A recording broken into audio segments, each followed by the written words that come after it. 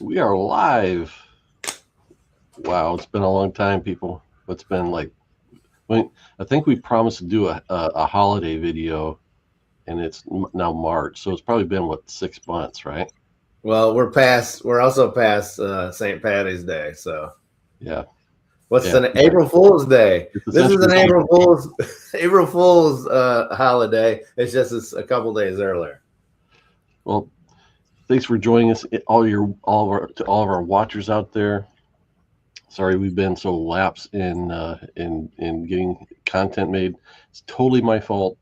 Alan hounds me every week. Not really, but he hounds me enough to remind me that we need to do this more often. So Yeah. we're here. Of course, we got Al's with me. Then we got Coach. Hey, high five, Coach Vic. Oh, my hand. Oh, let's touch fingers. It's so much bigger than mine. Anyway, where's Coach Vic? Coach Vic is MIA. We don't Late know. night party for Coach. He was invited. We were like texting this week. Hey, we're doing a show this week, and he's like, "This Saturday?" Yes, Victor, this Saturday. So hopefully he'll wake up and join us here anytime. Hopefully he's okay. Yeah. Those late night, you know him and his partying, man. He's gonna watch out. He might have fell asleep trying to pick his top 10 Detective Comics covers. Could be.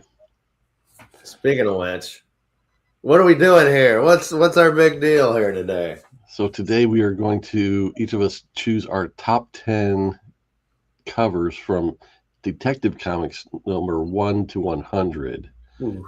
So this is part 1 of Detective Comics, and we'll come back eventually someday and do part 2. Yeah. So I've had this idea for a million years. I don't know. You could probably go back in the show's history and see, I got this idea. It's called Cover Lovers.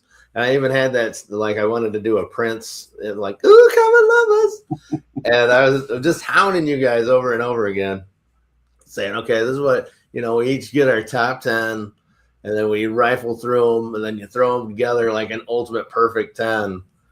I think what happened was that over the long absence of you guys, I was invited on to Magic Lasso's show. Nice. And you were on there too. Mm-hmm. That's how I got like, oh, hey, if he can do it, they can get me on there too. So yeah, Magic Lasso, if you haven't watched him, and if he's out there somewhere watching us now later, how you doing? Thanks for the invites. Yeah, but after doing that show, I was like, man, I want to get this going again. And so I was like, hey guys, let's do an episode. And they didn't say anything back. So I've actually been working on like a side project of Cover Lovers. I want to do a couple, and I want to get all my friends to do an episode. And when we pick, I got a buddy who likes Superman, so we're doing Superman. Got a buddy that loves Gambit era X-Men, so we're gonna do some of that.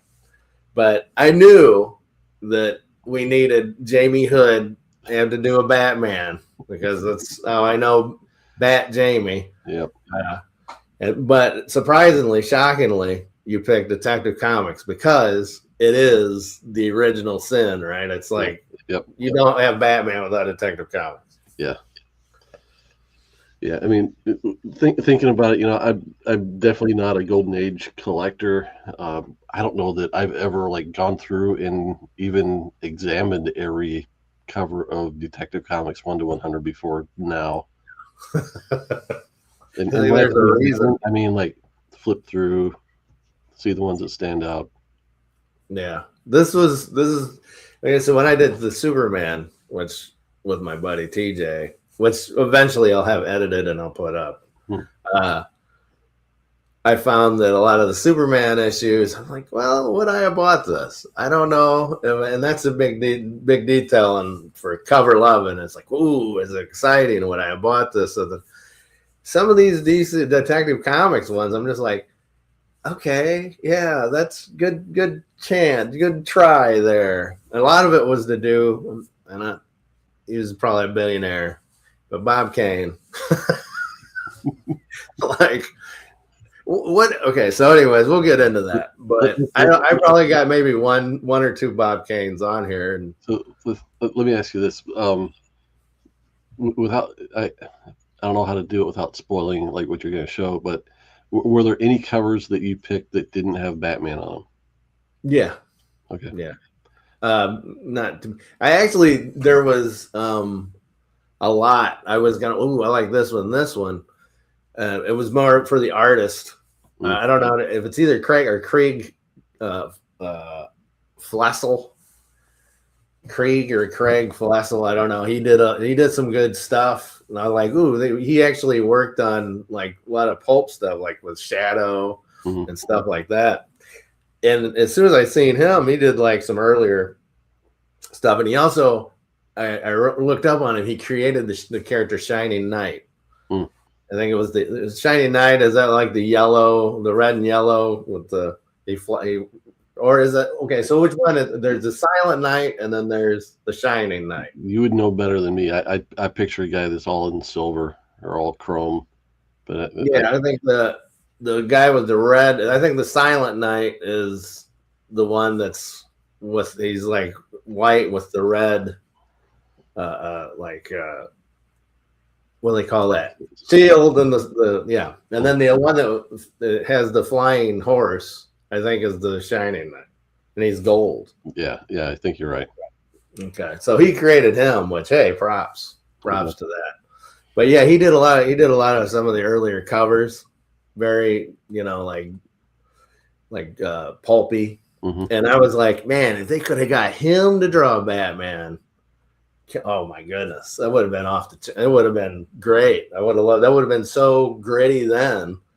But we'll get to it. We'll get to Bob Kane and like, hey, nice arm.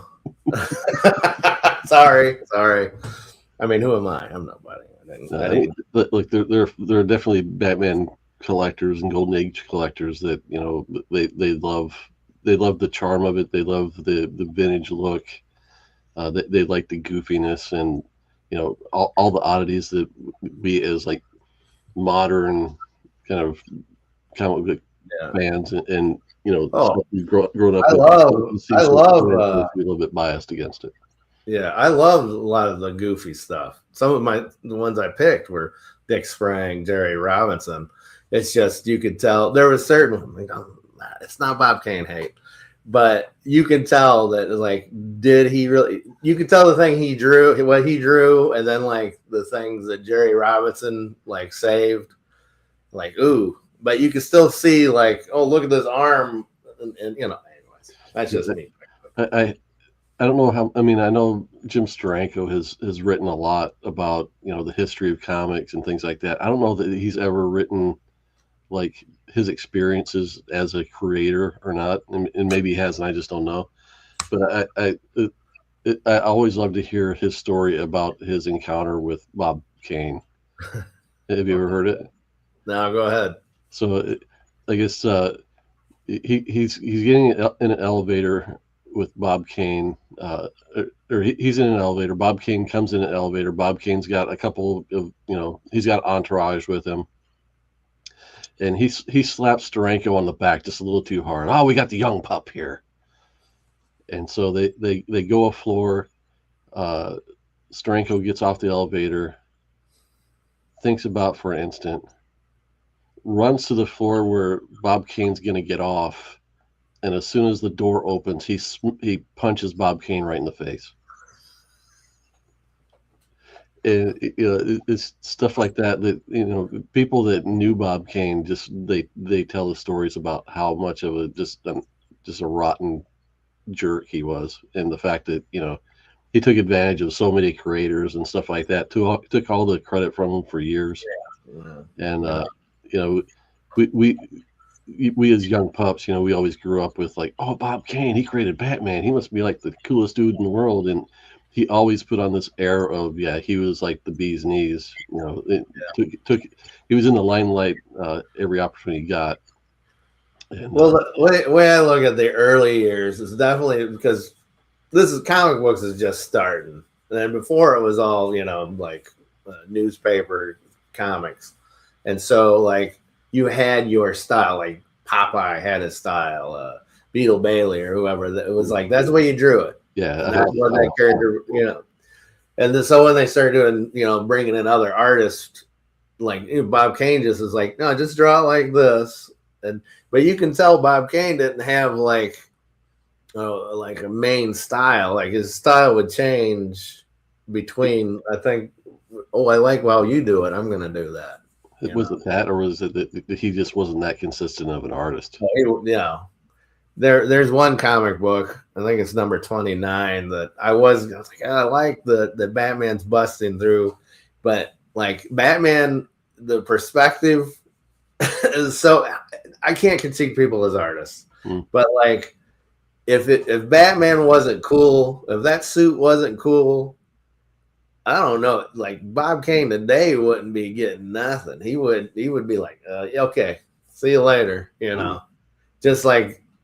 There's a skull in the background that would be a normal human skull, and it's bigger than the foreground Batman, and like this big giant dude that he's kicking. And then I don't know, it's hard to.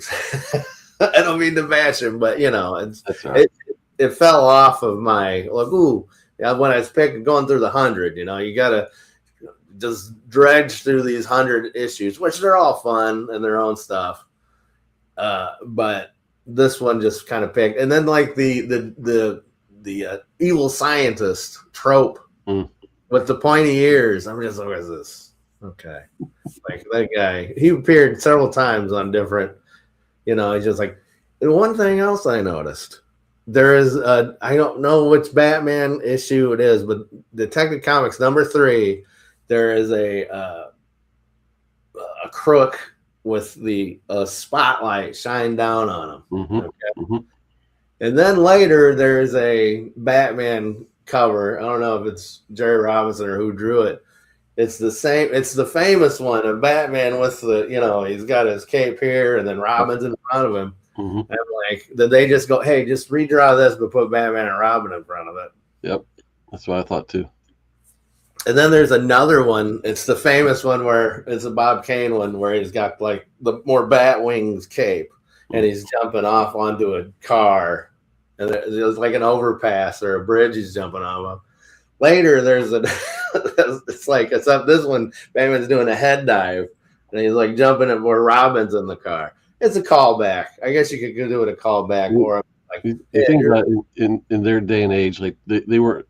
Like, unless you were a collector and had bought every issue, which, debatable whether that happened or not back then. I mean, that these were all considered disposable, entertainment. Kids would trade, give them away. Their parents would throw them away. So, like, if something got rehashed like 3 to 4 years later, nobody's gonna know. And, unless they did have that one, stash put in their stash to compare it to. Yeah, and also modern day, it's just butt shots. Anyways, guys standing there doing this. Yep. That's another thing. That's one thing I really appreciated.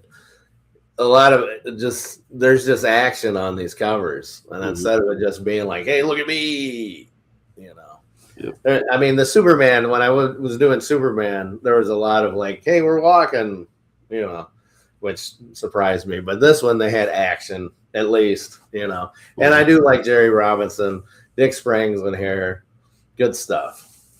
So you want to dive in, get started? Yeah. Who you want to go first? Or I go first. I don't care.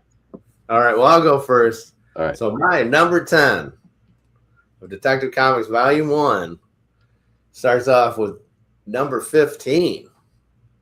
All right. It's a number DC Comics, Detective Comics number 15. It's a in here. Very non-Batman cover, but I was seeing it and I was like, if this artist, this is Krieg Flessel, I think his name is, and I'm telling you, if he was drawing Batman, I would have loved to say. I wonder if he was like, he actually left Detective Comics covers before this. There it is, the very Jack the Ripper like pearl thief. Yeah, it's very like almost like Dr. Jekyll and Mr. Hyde, like mid transformation. Yeah, he's very. I think that's a good one. I don't think. Yeah, it's definitely one I glossed over. I didn't pay attention. I mean, I did breeze through the pre Batman issues just to see if any pieces stood out to me, but I Yeah. totally missed this one. Yeah, Right. there's a couple good ones that I liked. I just like the action of this and like the very pulp cover style. I also had like number 17 as one, and I thought that was pretty cool. Number 14, it was all this Craig Flessel. So yeah, I appreciate his stuff, and I just this is like a shout out. It's my only non-Batman cover, so. Yeah, number 17 there. I dig that one too. Yep. It's almost like it is just that shadowy figure coming in. Like, huh? One thing I noticed a lot of these old comic books, there's a lot of back shots. Like people have their back to the back to the action. There's like I don't know how many Robin looking into a window comic covers there are, and these hundreds we're gonna look at. But yeah, number 15, Green Flessel. Flessel. I wonder what his real name was. They had to be like a. I almost put this one in, and I avoided it probably for the kind of the racial connotations I saw in it, but I number found 18. like all the creepy, sciency Yeah. in there. Yeah, I like it for the old pulp feel. Yep. That's what I'm digging that. All right, so what is your number 10? All right, let's see here. So I had to admit to Al before that I didn't write mine. So I am going to, but I'm going to stay on this page, and I'll go with number 44. 44. Uh-oh. Where are we at? There we go. And I liked it because it was, I'm a fan of blue, which is a stupid reason to like it, but I liked it more so for kind of the classic Batman of Batman in the foreground and then Robin in the background. Yeah, so not having read this book, I'm sure we have sometimes, but like what's happening is Batman going, I'm scared. I'm going to let Robin take care of this. Or is he just like got some weird, like, hey, I want to watch Robin beat up this guy.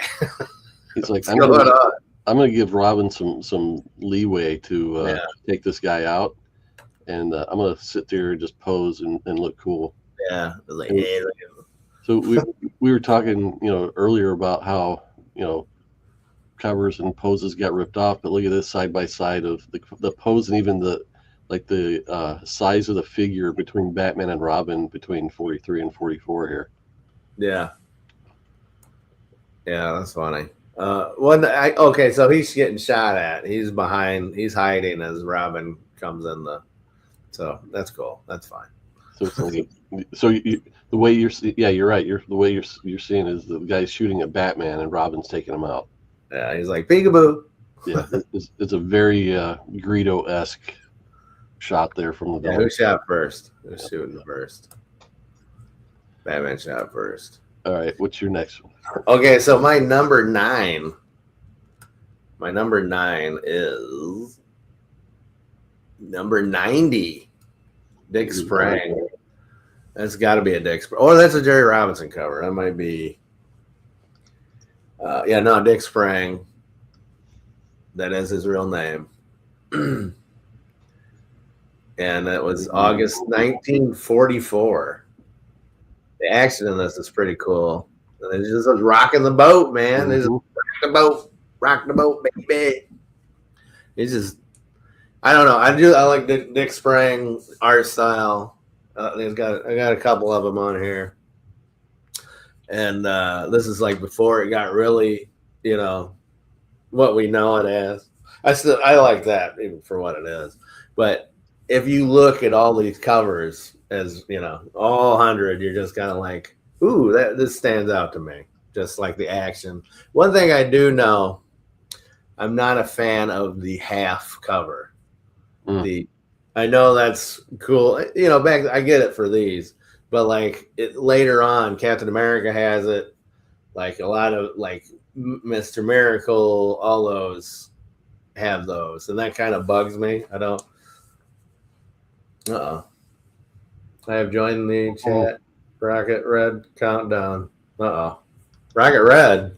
Oh, I think that might be an emoji that shows up in the chat, but I don't know for sure. Oh, StreamYard's added a bunch of bells and whistles that, of course, I haven't been keeping up with it. So, Rocket Red. Remember Rocket Red from Hey, Matt. How's it going? Yeah, that's my number. That's my number 9, number 90. They're rocking the boat, knocking people out. so the thing I like about this is, Dick Sprang is known for a very, very kind of unique style, especially with Batman and Robin. You can kind of pick his Batman and Robin out of the lineup. But when you look at like the the look of the gangsters down here, and like the look of the fabric and stuff, and the guy's jacket and all that, it looks much more realistic, almost like a Gil Kane or one of the more realistic, what I would call realistic artists. So Yeah, it's cool to see that he probably had a range that he was kind of held back in some areas. right. Yeah, I can see that. That's one thing, like I was talking about earlier, that later you'll see, is that a lot of it's zoot suit, Mm-hmm. like a lot of it looks like zoot suits because it's just like, I'm not going to put all the folds in it. So it's just like, V shapes, which is cool. I mean, they were looking for a style. And that's one thing with Jerry Robinson, they started getting that style. And then they were like, all right, well, Jerry's not going to be around for long. So let's bring in Dick Sprang. So that's what I noticed. Is it's like Jerry Robinson, when he started really taking over and doing covers and stuff, it's like you could see, not the bash Bob Kane, but you can tell it's like, oh, it feels more like they're getting a style, and it like this is the Batman style. Yep. Then bam, you go to Dick Sprang, and then he took the Jerry Robinson, and then he really did like a cartoon. Like I said before, they were, like you had the Popeye, the Superman style, the Betty Boop. They wanted to have that as the house style. Anyways, all right, so I'll go with number 80 is my next pick. Number 80. Oh, I have that as well. So you want to talk about it now, or do you want to talk about it? Well, we'll talk about it now because it's my pick. But Okay. where did you have this one ranked? I have this at number 6. Wow. So yeah, that's a fun one. It's the Two-Face minstrel show, right? Yeah. He's going around the world or going around the country. So the things I liked about this, I like the design of it, the eye flow. It's very kind of diagonal. Yeah. Everything like draws us to look at Two-Face, even though he's the smallest character up there. Yeah. Almost like he has a pen, like he's holding a pen, like a. Mm-hmm. And this is another thing I said earlier, is like they like back shots. They're like trying to make it look, you're looking over their shoulder. Mm-hmm. And Robin looks like Peter Dinklage. It looks like Peter Dinklage is Robin here. But this is a Bob Kane. I can tell Bob Kane did that because of the shoulder and the body, But I'm sure Jerry Robinson inked it, but yep. There's a lot of Bob Kane, like the legs, Batman's legs. It's like, yeah, that looks like very pointy stuff, elongated pointiness. Yep. I mean, I guess, people talk about like Todd McFarlane and, Rob Liefeld and stuff, but, we had Bob Kane. we can't, yeah. But no, this is a good cover. Something to be said for a lot of yellow too, which back in the day printing wasn't as sophisticated as it is today. I'm sure this one popped off the shelf pretty well. Yeah. Oh, I would have. This would have caught my eye for sure. And I wonder why Two Face doesn't rock the top hat anymore. Where'd the top? What happened to the top hat? Or the tails. Yeah, it's like, oh man, there's got to be a Joker Two Face mashup, right? Mm-hmm. That'd be pretty cool. But it's both like the one side of Two Face is the ugly one, and then you got the Joker and the mush. That'd be pretty cool. Yep. Anyways, all right. What's your next pick? So what was that? Was your number 9? Number 9, yeah. Okay, so my number 8. My number 8 is number 69. No jokes. It's the Joker. Yeah. Ooh, Genie Joker. That's a Jerry Robinson. I say Jerry Robinson for sure. And he's just like, it's like someone rubbed the wrong Genie bottle. Here we go. We got double shots from the joke man. I don't know. I got a couple Jokers on here, but like it stands out because it's such a, it's like you got the spotlight going on and then the black background with the red detective comic, the red and yellow detective. And so it's like pop, the purple comes out. And you don't got too many. I think I like the more colorful characters when it comes to the Batman stuff of just Batman and Robin fighting chumps, and he's like, oh, this is the Joker. This guy's cool, And I love his eyebrows. I love the fact. This one definitely made my list as well. And if I had ranked them, I would probably have this in my top, probably 3 or 4. Oh.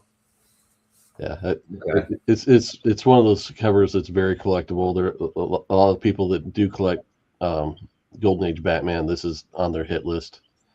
Yeah, and I agree that the odd combination of the purple and green and the Joker outfit. This is one case where it really can pop off a black background.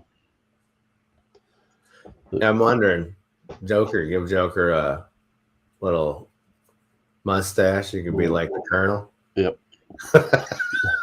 Colonel Sanders. Someone has that out there, right? A Colonel Sanders Joker.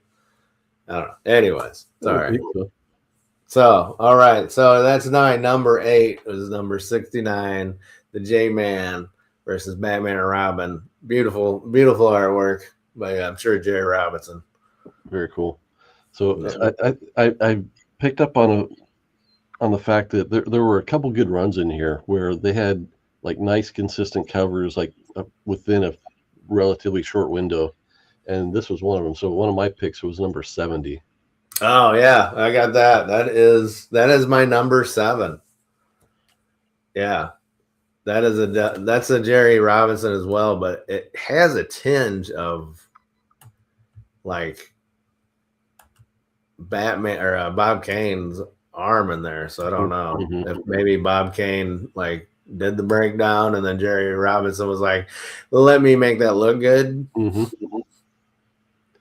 So I mean, it's one of those covers.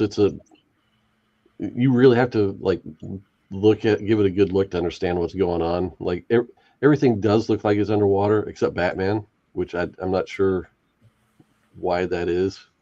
Yeah. But, well, I don't think the half cover helps. Like, I love the title thing, but like and drives me crazy a little bit. But yeah, that's cool. So is Robin like screaming, Batman, get in, you're drowning?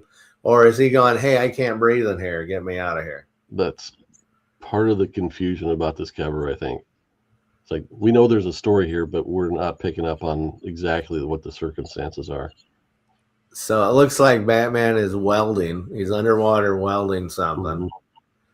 And Robin's like, he's holding his throat, so I think he can't breathe. Maybe the air is running out. Or he's like, no, dude, don't weld. Maybe he's welding him in. He doesn't want him to get him out. What he can do is he can get that treasure chest down there. And that's how Bruce Wayne You know, that'd be keeps his fortune. He goes digging. yeah. Goes That diving. would be kind of more exciting as if like Batman, like Bruce Wayne had to do stuff to fund his Batmaning instead of being rich. He's like, yeah, I had to go and perform live at something. He has to keep the money or find money. Good morning, gents. Hey, the Chicago Schultzy. How you doing? We're eventually getting people to show up. Hey, I appreciate the ones that are here, the ones that are going to be here in the future. That's right. But yeah, this is great. This is a great one. Number 70. Yeah, that's my number 7. So you want to go into your number 7? I think that was my number 7. No, that's your number 8. Okay. Then I'll continue the trend of the ones that were in this era that I liked, and it's number 71. Oh, hey, that's my number 5. We're breaking through them. I think we can both agree that the Jerry Robinson covers are, some of the best. Yeah. And here we go with another Joker cover. Yeah. Shades of the Calendar Man, right?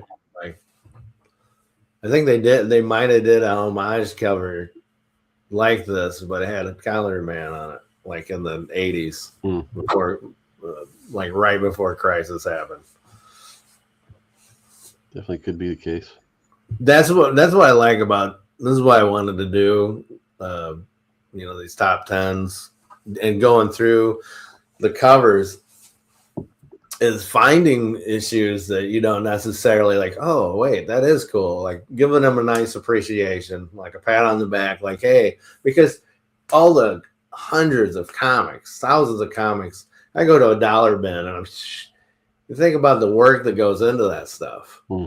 And then now they're just, yeah, that's cool. What about this one? Yep. So, like giving it a timeout just to really appreciate this stuff. That's pretty much why I wanted to do this to begin with. It was like I actually wanted to do one of these days. We should do top 10s of an artist, like a Jim Aparo. We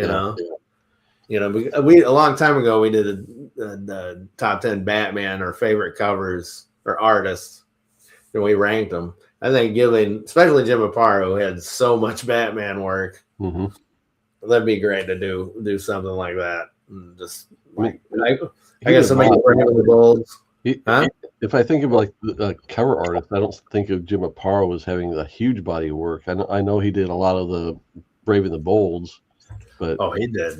Most of his stuff was interiors with other people doing covers, weren't it? He did Brave and the Bold. He did a lot of stuff. He did Phantom. He did a lot of Phantom too. Yeah. I got a beautiful Phantom comic and stuff like Aquaman, stuff like that too. Yeah, he did Aquaman. Well, he just bought one Aquaman where he was just like, yeah, just put this on the cover. It's fine. But yeah, he did a lot of stuff. He did a lot of cover. All right, what's your next pick? Let me show it to you. Okay, so what's that? Number 7. So my number 8 is number 80. Number 80. Number 80. Did you already say 80? I think we already did 80. Yeah, it's the Two-Face. Yep. Okay, yeah. So we already talked about it. So again, this is probably in the top. Thanks for joining us, Mr. Gretzky. Gretzky, is this the Mr. Gretzky? The Mr. But yeah, so that's my number. This had to be in the top 5 for us, or perfect 10 then, right? Every one that we both took, that's like our perfect 10. So you had, yeah. All right, so go ahead and what is your number 6? Let's see here. Just pick them out of the hat. How about number 75? Number 75, I do not have that. That's the first one in a while. Number 75, is this? Let me see it. It's not letting me get it. I'll be honest. If I had actually ranked these in order, this probably would have been lower. Yeah. The other ones we've shown, it would definitely have been higher. The Robber Baron. Like, who is this dude? Did he ever come back? or did he die? Does he? I mean, he's going to be the villain in the next Batman movie, I'm sure. Now that you've showcased him, so what is it that you like about this cover? Probably the design work. It's. I mean, I don't know. It's both the design, it's the color. I give it props for not having a double cover like a, you know what I'm saying, like the break, and also they cover up Detective Comics with that moon. Oh my goodness. Excuse me, hold on a minute. Yeah, Chicago Social is a fan of the Infantino covers from the 60s. Yeah, word, man. All right, what you got next? All right. 899. Okay, so he's talking about the Infantino covers in the mid 60s. Yeah. I loved it. I loved Infantino. His stuff. I've got like mixed emotions on Infantino. I like his early work up into Star Wars, and actually he'd been doing Flash in that era too. And did a lot of Flash. The wider the faces got, the less I liked them. Yeah. My thing is that it's him, and I don't know. I appreciate it. I mean, there's like I was talking about Jim Aparo. As he got older, his stuff was oof, but he was still doing it. He's still doing it. And I got a lot of those Carmen Infantino later flashes. He wrote it to the end. So. Yeah. Of all the big name Silver Age DC artists, let's say Gil Kane, Infantino, like Joe Kubert. Infantino is probably at the bottom of the list for me. Yeah. Well, the way I look at it is like professional wrestling. Okay, you got your guys that are just they're good all around, but they're not as charismatic. You know what I'm saying? Yep. You got your guys like a Bret Hart who's like, I'm good in the ring and I'm flashy, but on the microphone, I'm not so good. And then you got The Rock, who's like, he's okay in the ring, but man, you got to watch him. You know what I'm saying? And I think that's a Carmen Infantino. Like a Jack Kirby. With Jack Kirby's last years, you're just like, okay, I like you, but I learned to appreciate it. When I used to so disrespect Jack Kirby. I know. We're both in the same boat. Hated him as a kid. Yeah, but now I'm just like, oh, I get it.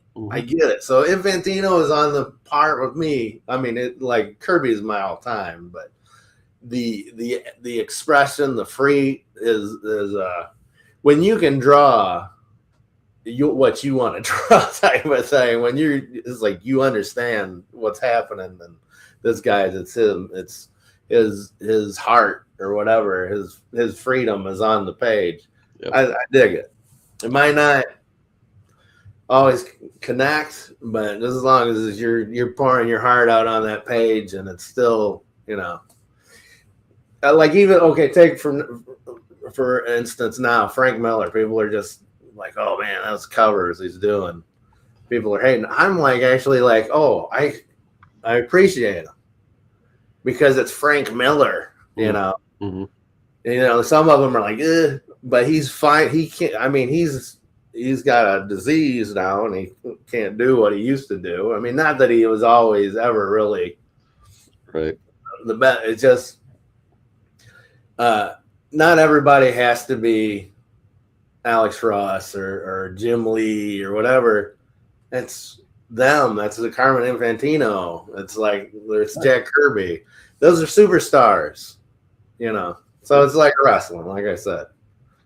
Anyways. Right. Okay, so my number 5 was number 71. So what's your number 5? Number 7. All right, let's see here. How about number 64? Oh, okay. Yeah, number 64 is my number 2. You sunk my battleship. That's what I feel like we're doing. We're playing cover battleship. That's a good one. Why didn't you pick number 65? 65 looks like half of it would have been drawn by Jack Kirby, because isn't that like, oh yeah, it's the Boy Commandos back there. Yeah. So there you go. Number 64 is my number 2. I just like, this is action. I dig it. The fire, and they got gasoline. They got, and they look like they're having fun. They're like, hey, look at us. We're gonna blow up. It was great. So is the escape plan to like get this plane fired up and fly it out over the goons inside this hangar or whatever, like through the fire? Could be. Not reading the inside, which I doubt that this happens on the inside. Probably. Mm-hmm. He could just, I don't know, peekaboo. I don't know. That's Robin's little toy car or toy plane engine. You think Batman's going to start it? He's trying to start the propeller. And I don't know. So they're going the wrong way, I think. The thing I like about this is, yeah, it's definitely an action scene. Definitely tells a story, even if we're a little bit unclear about what the plan is here. But I really like the lighting, and the fact that you compare the two covers we've got on screen right now. One is the one on the right's definitely like, oh, we're standing out in daylight. Everything is perfectly lit, and then in this one, everything's got a mood to it. And I think those covers are definitely more engaging, and some more of it in like EC and things like that. But to see it in a Detective Comics cover is pretty cool. Yeah. It's very pulpy. The action, the color. I don't know why. Maybe they're flying it in, and they're just wrecking shop. They're just coming in like, just murdering people. But I don't know. I guess the propeller would be going. Yeah. Or maybe they just stopped. I believe it a bit more if like both capes were flowing in the same direction. Yeah. Well, maybe they just landed, and then the Batman's like, "Hey, what are you doing?" Or I don't know. Like that ladder in the background looks like a bench, right? So I'm not gonna. Yeah, you see it as a ladder. I saw it as a bench. Yeah. Or a shelf unit or something. Right. But it's pretty tall is that like how Batman got on the, I don't know, guys. It's still cool. I'm not gonna, it's still cool. He says, I saw the posts with him last week in the Cast of Daredevil season 2 drop. He looked 118 years old. He's all, I do believe he has. Last 20, 30 years, he's looked much older than he actually is. He can't really walk well, and it might be arthritis, but I just think it's, when I seen his Dark Knight Returns covers, I was just like, people, what is this? I was like, well, wait a minute. This is like, you're not going to get many more from him, and this is like, oh well, you're gonna just disparage it when he's like, but this is still him, and he's still doing it, and that's, you got to appreciate that. You don't have to like, oh, this is the greatest art ever. It'd be like when if the Beatles came back, they're all alive, and they came back and they did one song, and I'm not talking about the Free as a Bird and stuff like that, because I know, or any AI stuff, and they came back and they did a song, and they'd be like, it's not as good. Yeah, but it's still the Beatles, so shut up, Yeah. Like Jim Morrison returns, and the Doors got back together, and Jimi Hendrix, he's not as good as he used to be. It's like, well, it's still him, Yeah. Anyways. I digress. All right, so that was your number. What is it? Do we remember? Let's see here. Number 4, number 5. I think it was number 5 because I had 71, and I've got 3 left. Okay. So that's your number. That was your number 4. Was it? No, it's because we had to go because you keep picking mine. And then so I think number 4, my number 4 is number 84. Did you pick that one already? No, this one, I love this one. This one's great. I love this one. It's Dick Sprang. February 1940. What is it? 44. This is just, I mean, this is silly. It's just silly. It's like they're doing target practice on these Batman Robin dummies, and the Batman and Robin are going, gotcha! And they're just coming out of this, coming through the window, and they have a scoreboard on the, I mean, it's not like the best, and for some reason, they want to draw the backs of people, and they don't know where to put the ears and the hands, looking crumpy. But this just made me pop when I seen it. I loved it. Them just wasting, like taking target practice on these dudes, you know. Mm-hmm. It's like, and then Batman and Robin, they're happy. It's like, what are you guys doing? And another thing, why are they busting them? Not reading the book. They're just, I mean, I could set up a Batman and Robin dummies to shoot at. That's not illegal, is it? No. Oh my goodness. Well, it is like I mean, it's for crooks. We're going to practice how we're going to kill these guys.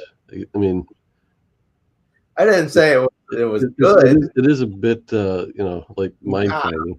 Yeah, it's not, but I mean, you look at the guy with the shaved head, the mook in the middle here, with the 2 guns and stuff. Sure, he looks like he's probably been up to no good, but he's just having fun. Is he shooting Robin in the crotch? What's he doing? Just notice where's his bullets. I don't know. I like the fact that like the bullet line like crosses over. Yeah, he's like beep beep beep beep, like right into Robin's crotch, right? It's like beep. There you go. Yeah. So, but I think this is fun. It's silly, and it's not silly, but I would have bought this. This would have been something I grabbed. Like, oh, look at that! Oh man, Mm-hmm. And it's getting the cartoony aspect. It's getting Dick Sprang all over it, Yep. So, I mean, it's not a very good place to shoot. I think you might. I mean, they're not wearing ear protection. It's got to be loud in there, right? Right. And like. Okay, so that's a light, and it looks like they're hanging from the ceiling. I want action figures of these. You know what I'm saying? Hey, all right, take it easy, Chicago. Thanks for stopping in, man. I wonder if he's going to C2E2 or not. Good question. C2E2, crazy. Come spend your money to get in the door, and then whatever. Yeah.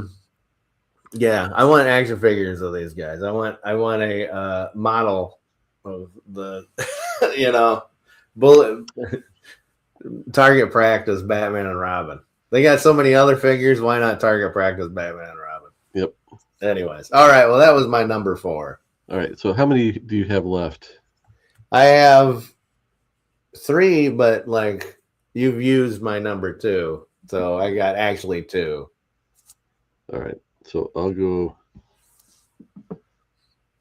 number 61. 61. Okay. Oh, I had this is one that I picked before, but then it didn't make my final. Versus the 3 Racketeers. This is just Batman and Robin playing with toys. Yeah, the reason I picked this one was because you like toys. I have no idea why I picked this one. Because this is you. This is you on your daily life. Your daily life. In the 10 minutes I gave this thought. Okay. Yeah, like I said, 10. It's Robin watching something. There's the back of Robin's head, and then there's a gigantic Batman. No, this is I don't know. This is how they plan stuff out. All right, well, I'm gonna fly the bat plane into this tank that just showed up. Yep. Why doesn't he have a bat tank? Because he got it. Well, I guess in Dark Knight Returns they had the bat tank. But Yep. It took 40 years to get there. yeah, just swatting people.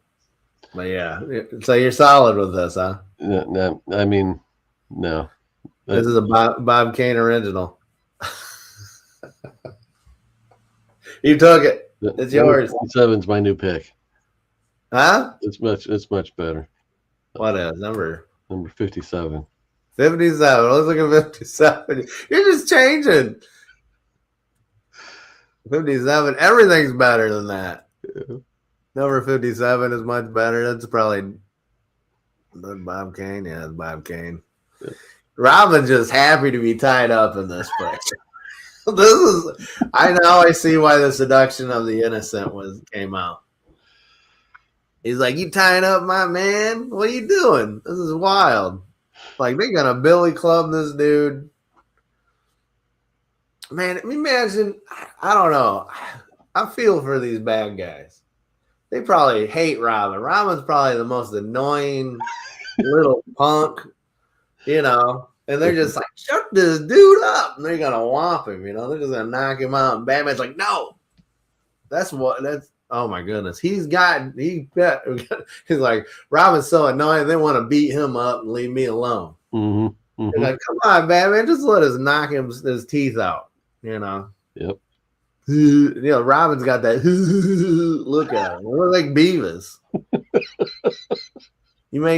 Give him blonde hair. He's Beavis. Yep. Oh my goodness! And he's getting beat up by the goon. Eric Powell's the goon over here. Mm-hmm. Yeah, redo this cover, and you can tell it's Bob Kane because look at that guy. Look at that. Never mind, man. I can't keep rocking on him. I mean, think through the anatomy on Batman there. Yeah, like his leg is coming out of his chest, and then his back leg is like coming out of his left butt cheek. Mm-hmm. It's just he's like, look what I can do. I don't know. And then room is janky. That room is like the. Oh yeah, they put the minimum amount of effort into that background. It's like just put a line down the back and it'll look like a corner. Mm-hmm. I'm gonna sign my name on the door. I don't know. I mean, this is what I do, and that is a huge window. I mean, they've got the brightest light possible. Yeah, in this room. Why are we ripping this apart? All right, what do you got? What's your next? What do I got? All right, where are we at? Was it number 3? Or no? I don't know. I got 2 left. This is why I taped my stuff when I did the episode. I taped it so I could edit out my meandering and my. All right, yeah, okay. So my number 3 is number 67.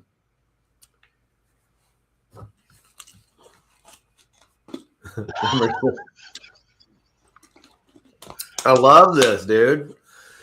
And this is telling you how much I was sick of like so many of these covers. Mm-hmm. I was just like, Pink was on an ostrich. Okay, he's on an ostrich, just like. I mean, when is it not appropriate for the Penguin to be riding an ostrich? Yeah, he's a penguin. I don't know. I like this cover. It's crazy. It's Jerry Ordway, Jerry Robinson. I looked at Jerry Robinson. And I think it's him by himself, and it just just smooth, I mean, for as goofy of a idea as it is incredibly well drawn for the era. Yeah, like this is if this is what we're gonna do with Batman, that's a nice cover. Mm-hmm. And it's coming at you, and it's not like I don't see a back. I don't see the back of Robin's head, which a lot of these had. And hey, it's cool, man. I could, that's I love it. Anyways, that's my number 3.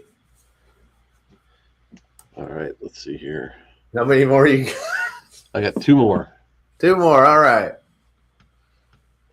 We're going to go with number 51. 51. I don't even remember what we got here, so that's cool. 51. I like this at all. Okay. And this looks very drawn by Bob Kane to me. Yeah. Yeah. Like, hey, look. It's interesting, the different coloring techniques. Like, just compare these two, where the one on the left has all flat color, but the one on the right, like, they've got shading in the barrels and stuff like that. I wonder how they accomplish that. I mean, is there another name in the bottom there? I don't know if you can see that. There's Bob Kane, but then you look over, it looks like there's another scribbled name, or maybe that's just coloring. I think it's just coloring. Yeah, but so Batman is credit with anybody. Batman is piggybacking this dude with his elongated arms, and his extra crease, extra so many rolls. I don't know, his pants, man. Yeah. This is why the Seduction of the Innocent came out. I'll just tell you that. Look at this. Look at Robin. Mm-hmm. It's like, what are you doing with Robin? I just think this is what. Okay, so with the Superman issues, I realized that Superman is mean to Lois Lane. Okay, like when you see this episode, I'm gonna drop one of these days. There's so many of them that it made just like, man, Superman's kind of being a jerk. He's a jerk in a lot of these covers. Mm-hmm. This, I realize, the covers that we've seen, Robin is annoying, and the bad guys are just trying to shut him up. This dude, he's so annoying, and they're just like, "Oh man, just let me do it." And Batman's like, "No, don't, no, don't do it." It's from the first one you picked, where like he's hiding behind the roof thing. Mm-hmm. What is that? And then Robin's kicking the dude that's shooting at him. He's using Robin as a bulletproof shield. And then Robin's he's eating it. He's just like, yeah, tie him up. Surprise, I'm going to jump on your back as you're worried about Robin. That's funny. Poor Robin. His hands aren't even his hands are free.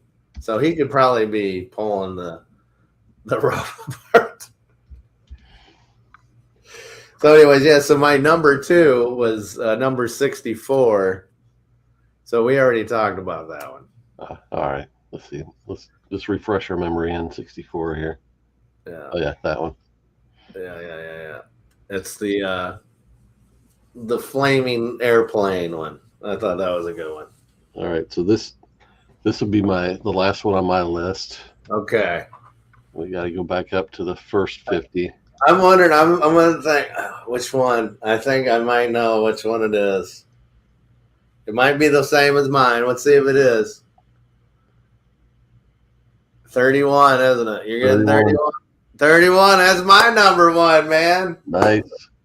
We did it. We didn't talk about this beforehand. This is the most iconic of the first 100, and that's I didn't choose 27 because it's iconic, but it's not the best, right? And then number 29 also gets honorable mention for me, but that's also the reason he's like tiny Batman flying in, and then but this is iconic, even though that red hooded dude has like the broken back chick that he's got, and who lives on this? Look at this mountaintop.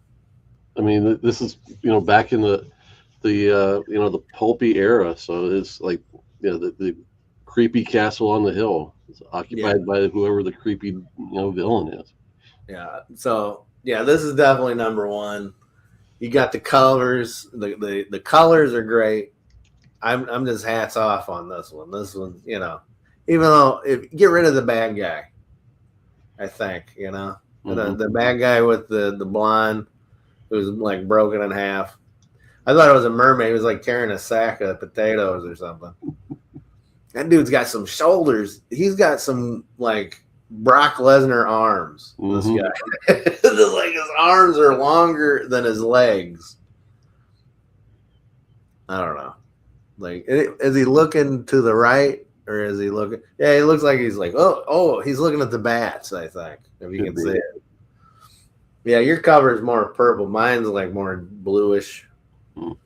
Yeah, but I would buy that for sure. There's no doubt. This is the best cover probably Bob Kane's done. Yeah, I would agree from that standpoint for sure.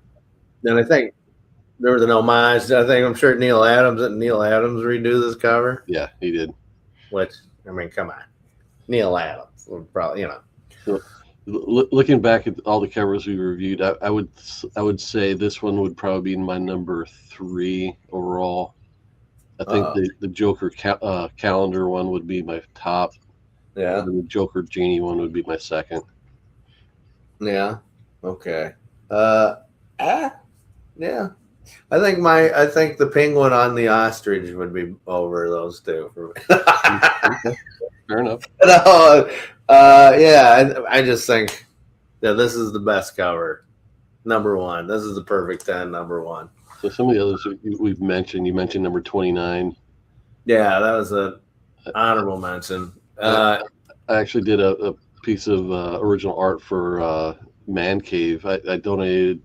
There was one of the charity auctions someone was doing, and I donated a free piece of art for whatever would bid. Man Cave came in and won the auction. So I did a recreation of this. I think it was Catwoman kicking Batman, or was Batman in the foreground? Maybe I think Batman was in the foreground. Catwoman might have been kicking Robin, maybe something like that. Okay. And we did a few other rearrangements on it. It was pretty cool. I'm sure it was a lot better. So he wanted that cover done because he actually either still owns or at the time owned a copy of this. And this is the second Batman cover. Yeah.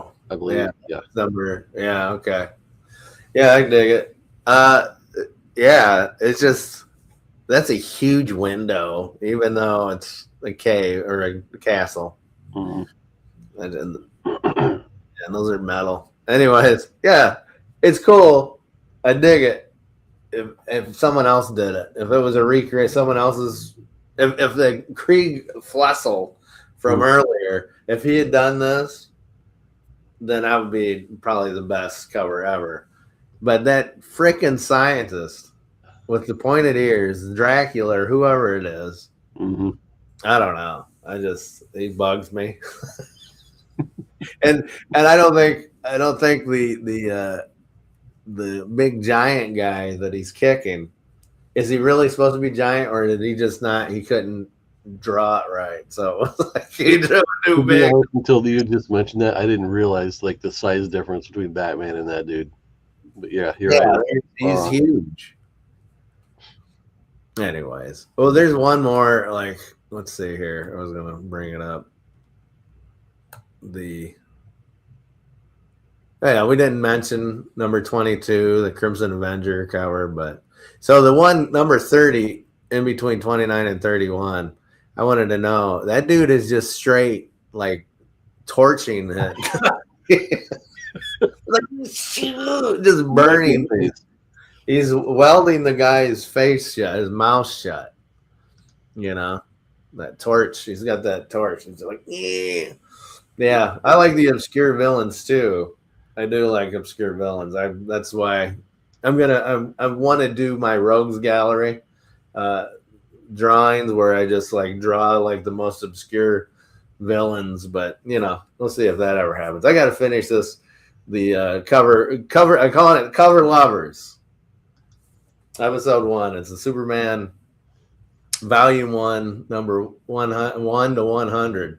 And I tell you, if you think that these covers, we didn't have, you think these covers are kind of, man, the Superman ones, Superman, what are you doing? I was just, wow, you know, but I just want to, thank you, Jamie, for your very busy schedule to actually do a show. Giving it my 10 minutes of thought. Yeah, But he's crying the whole time, like, come on, hurry up. But yeah, I think it's great that we both picked the same book as number one. I mean, I think we both. I called it out before you picked it. I mean, we're both art connoisseurs. We know what the iconic covers are, and we know quality when we see it. So I'm not that surprised. Uh-oh. Mr. Gretzy says he's a huge Action Comics collector. I tell you what, the Action Comics covers I think are better than the Superman covers. That's what I was telling my buddy. I was like, we probably should have did Action because action seemed more like the Detective Comics where there was more action, whereas the Superman number 1 to 100 it starts off a little slow. You got your iconic, of course. You got your iconic. You want to talk about iconic? You got Action Comics number 1, and you got Superman number 1, where he's flying above the city or whatever. Mm-hmm. But that's the thing. But I do appreciate you. Yeah, no problem. I wish Vic. I hope Vic is okay. He checked in. He forgot to set his alarm, and then decided to roll over and go back to sleep. So there you go. That's great. Well, hopefully you can watch the show later. Yep. So if we ever do this again, are we going to continue with Detective Comics number 101 to 200? Yeah. Because there's actually a cover in there that I'm like low key would like to own. Oh, dude, I'm sure after this, there's some juicy covers in this. But yeah. There was another thing that popped up during the week that I thought would be cool to talk about. Shared the link with you, and right. Going on this topic real quick. So there's a group on Facebook that shared this post. So apparently, years ago, this collector had this selection or collection of original art pieces. Yeah.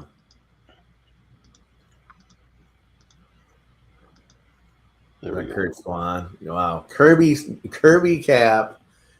Kurt's. Oh, I can't remember. It's Kurt. I can't pronounce his name. Last name Scavenger doing Captain Marvel. Is that like Jack Cole's Plastic Man, or who is that? If that's all the big names doing, Ramona Fraden did the Plastic Man. Oh, okay, good. She's awesome.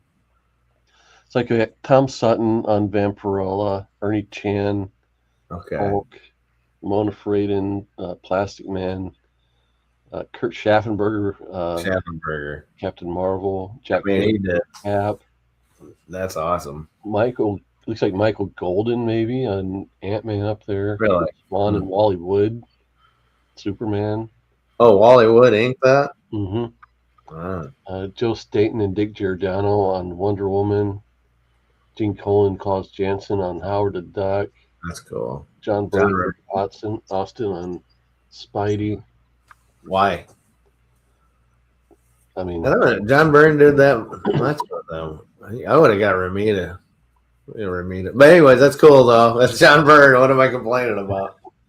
Steranko and Robinson. What's his first name?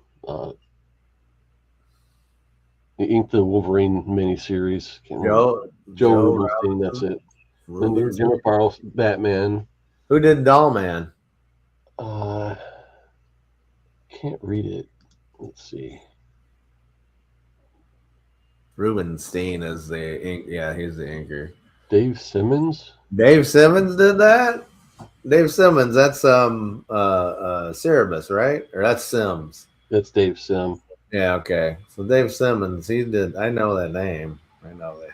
So I mean, this is pretty impressive with all these artists on this this one piece. But this guy would do it again and had other artists do other pieces. Captain Tootsie. Shield. Oh, that's cool. Black Cat. Another Wonder Woman. Was that a Gil Kane Adam or Let's see, where's Adam here? Golden Age Adam? He's in between Wonder Woman and Flash. Uh, Was it Joe Stanton or Joe I can't Staten. remember. Looks like Joe Staten might have drawn those three. Okay. Yeah, I can't see that. There's is that Steve Ditko's Daredevil or no? No, Yeah. that's Or, Frank. Blue Beetle. I meant Blue Beetle. Sorry. It is Steve Ditko on Blue Beetle. And Nice. Frank Miller and Tom Palmer on Daredevil. Bernie Wrightson on Swamp Thing back there. Infantino and Anderson on what's his name? Adam Strange. Adam Strange. There's John Romita did the real Daredevil. Mm-hmm. Or original Daredevil, and that's Airboy back there. Who did Airboy, and then Thunder Bunny? Is that Hawkman? Yeah, that's Golden Age Hawkman, Martian Manhunter, Black Cat, Captain Tootsie. I love Captain Tootsie. I love the. I've got a weird. I was trying to do superhero advertising superhero characters. Mm-hmm. You know, Captain Tootsie. There is also a character that he's like a shoe superhero. I forgot what his name was, but he also had villains that were like like evil soul, like a soul. Mm-hmm. He was yeah. Dude, I have my action is complete from 255 to 904. Oh my goodness, that's impressive. Yeah, that's crazy. My buddy TJ, he's got a lot. He's got to like wherever they're at now, legacy numbering. He's got like at least 300 up. So he's got that's impressive. That's dedication. And there you go, John Byrne on X-Men. And then that's George Perez on the Fantastic Four. Yeah, Perez and Sinnott. It's probably Walter Simonson on Manhunter, right? Yep. I need 36 for 200 and 254. Okay. Nice. Is this the stream of my dreams?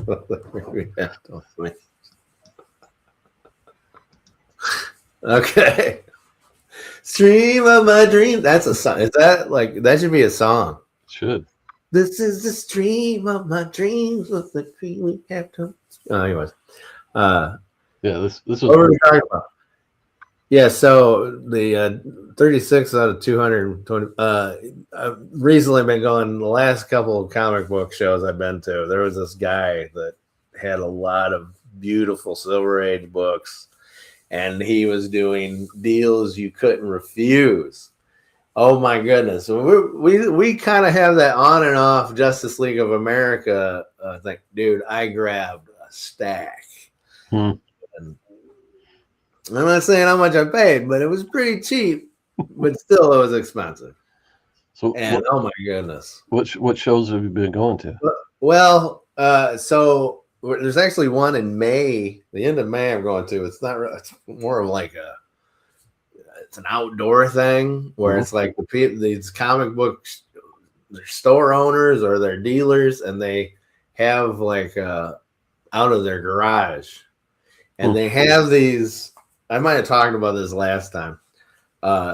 They're $40 bag deals. So anything you can fit in a brown paper bag, you can get for $40. I was smashing those, man. I was like, boom, boom, boom. I mean, I got maybe 3 long boxes for some cheap stuff.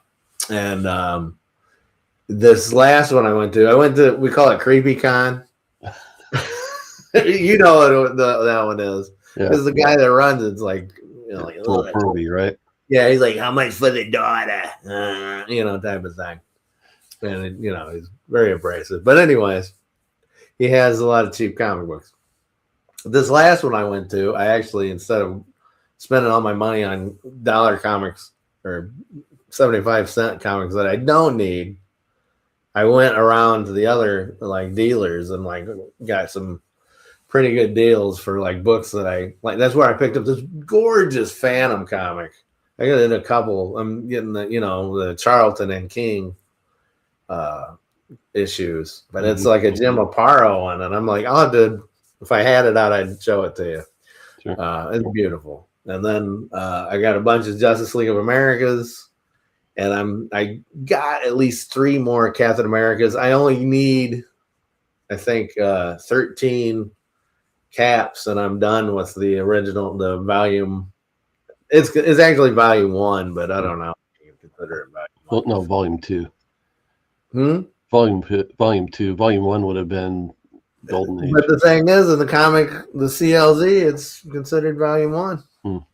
Maybe it was Captain America comics for the original one or something. There you go. I consider more Tales of Suspense like the precursor, but I don't know. Anyways, yeah. Ooh, Joe Kubert. Oh my goodness, Joe Kubert's Hogman, beautiful. And that the Elf Quest. Yeah. Penny or Peony or Wendy Penny. Yeah. That's that Doctor Strange. Or we got Burns or what's his name? Well, then they got Red Sonja, Dead Man, Garcia Lopez on Dead Man.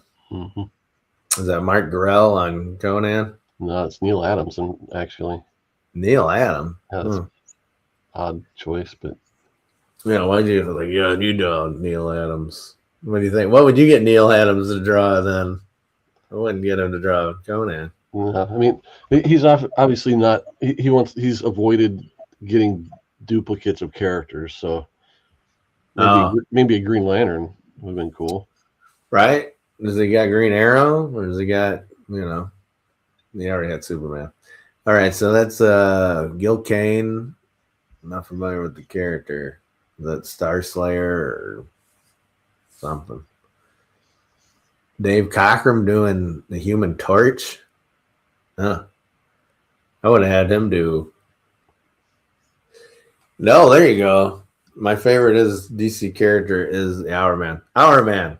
So, like, dude, which Hourman? Are we talking Golden Age Hourman, or are we talking the modern Hourman, or the robot Hourman? Right, he became a robot, right? I'll take your word for it. It sounds right. Okay. I have useless knowledge. Yeah, so who did Namor? Ross Andrew and Bob Layton. Oh, okay. Yeah, Ross Andrew. I got a lot of Spider-Man. I really consider him more of a... And he also did like a lot of Wonder Woman, I think. Yeah. Too. All right, then there's The Flash. Dick Dillon and Dave Hunt did The Flash. Okay. And then John Buscema and Joe Sinnott did The Silver Surfer. So he must have had Conan drawn first, because you don't get... I don't know. Buscema is Silver Surfer. I can see that. I don't know. I would have had Buscema either do Thor or probably Conan or the Fantastic Four, because I like this Fantastic Four. I mean, Silver Surfer is pretty iconic for Buscema too. Yeah. They just released the facsimile. It's like $10 for the Silver Surfer #1 he did. Oh, really? $10 cover price for the facsimile? Yeah, like it's $9.99. It's great. So that new Spider-Man Superman is like $9. I don't doubt that either. Yeah. But here we go. Is this George Perez doing? Wait a minute. You got George Perez doing Fantastic Four, and then you got him doing the Titans too. Yep. What's up with that? Zoot. Dave Stevens doing an awesome rendition of the Rocketeer there. Oh, all right. Then you got Black Hawk. You got Zoot. You got Cerebus. We talked about him earlier. You got the Fly. You got Mr. Monster. Yeah, Mr. Monster, Nexus, Dynamo. That's not Wally Wood though. No, it's signed by Adkins. Dave Atkins. Could be. Oh. There's the Phantom Rider or the original Ghost Rider. Right. Yeah. Dick Ayers did that one. Okay. And then Vigilante. By Gray Morrow. He was a pretty great artist, but it's not really that representative of the quality of his work overall. Look at that motorcycle, though, dude. Sure. What are you talking about? That motorcycle's pretty dope. That's cool. These are cool. I don't know which one I would. Oh, wait a minute. Holy mackerel. This is beautiful. So this one's more of the comic strip guys with a couple. I mean, with Gil Kane dipping his I don't know. toes. I think this might be the one I'd want. I thought it was pretty cool. Phantom Rider by Don Newton. Oh my goodness. And then you got Gil Kane doing Tarzan and Hal Jordan. And you got Pris Valiant on there. You got, was that Steve Cannon? Spirits on there. Buck Rogers. I can't see this. Dick Tracy, Flash Gordon, and Little Orphan Annie. Probably Terry and the Pirates, right? Yeah. I mean, Hal Foster, the fact that, Hal Foster was considered, one of the early really greats, and the fact that he was able to get him in on this. This is it. This is what I would take. Because look at the work on that. Mm-hmm. Just Mandrake, and then it looks like it's printed. This was inked. This is drawn and inked. This looks like a print. That's beautiful. Yeah, and that's back to the beginning. Yeah, I mean, wait, go back. This one? That Nick Fury is the one that they used in the Marvel handbook. So I wonder if they took it off of here or he just drew. That's what he did. It was just redrawn it, maybe. Yeah, that's Mike Zack, right? No, it's Steranko and Rubenstein. That looks like Mike Zack. Huh. I can see the resemblance. Yeah, especially the boots. Anyways, Golden Age Hour, Rex Taylor. Yeah. My favorite Rex Taylor, really quick, Hour Man Golden Age, was, well, they did some good stuff. Him fighting like a Nazi or whatever in the All-Star Squadron. There's a cover of him and he's like, "Burr." But Infinite or Final New Frontier, DC's New Frontier, Darwin Cooks. I just love the way. I mean, I wouldn't want him to be a drug fiend. That's what gets me. Is every time they do Hour Man, he's always a drug fiend. Like, oh, I'm addicted to these, which I can see because that's probably what would happen. And I don't know. But so yeah, I like that. Yeah, that Dick Tracy was great. I like that Plastic Man too. Something off about that Kurt Straffenberg. I can't pronounce his last name. Kurt's legs. Same with Superman's Kurt Swan's legs and his body. His head's too tiny. It looked. I don't know. I mean, comic book wise, this one has obviously the most firepower, especially with Kirby being on it, as far as collectability and iconic nature. Yeah, I agree with you on this, that just the artistic prowess that's present on this one piece is probably the most impressive to me. Yeah, nostalgia wise, I mean, this is good. This one is really good. I really like this one a lot. Yeah, nostalgia wise, this is definitely the one I'd be after. Yeah, I mean, John. Is that Starlin doing, or who was doing that Captain Marvel? It says Gemini, and then has a couple other squiggles. Al Milgrom. Okay. Maybe he inked it. Pollard, no, it's like Keith Pollard did that Thor. Or wait, I bet this it's what's his name? That's Junior did Iron Man. Jim Starlin did Cap. Yeah, Cap Marvel. Okay. Or did he? No, yeah, Bob. Okay. Yeah. Al Miller was more of an inker, though, right? Yep. Yeah, that is beautiful. I like that. I do. I like this, but man, that the comic strip one. I'll take that. You know. To be honest, like to keep forever, I would probably have to pick this one. Yeah. Just because it's got Burn X-Men, Starlin, Captain America. I love that as a kid. Like the Simonson Manhunter. Not a huge Man Thing fan, but that's a really nicely drawn Man Thing. Yeah. I mean, I'm not going to say those words again. Hey, you got a nicely drawn Man Thing there, Jamie. I like this one especially for the Gil Kane piece. The Neil Adams piece, I mean, I'm a huge Neil Adams fan, but it's not his best work. Love the Joe Kubert. That Hawkman is beautiful. That Hogman was, I don't know. That Hogman is the best. That's the gorgeous piece on that to me. Just the detail on that. The Garcia Lopez, like Garcia Lopez, it's not his greatest. Right. The Frank Thorne Red Sonja is pretty impressive. Yeah. Yeah. I'll take bits of some of them, but all of it, I'll take the newspaper one. Yep. That one looks like it belongs in the museum. That's a museum piece. That's gorgeous. So congratulations to all the people that now own these. I guess they were one guy kind of had them done, and then they were all put up for auction several years ago. Rock and roll. That's awesome. Yeah. Cool. It's great talking to you about all this stuff, Al.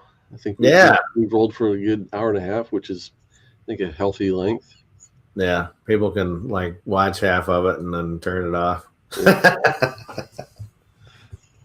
So we thank everybody that's joined us this morning. Mr. Gretzky, he's probably still hanging around. The Tasteful Thickness. Yeah, he's still here. He likes the half-tone memes.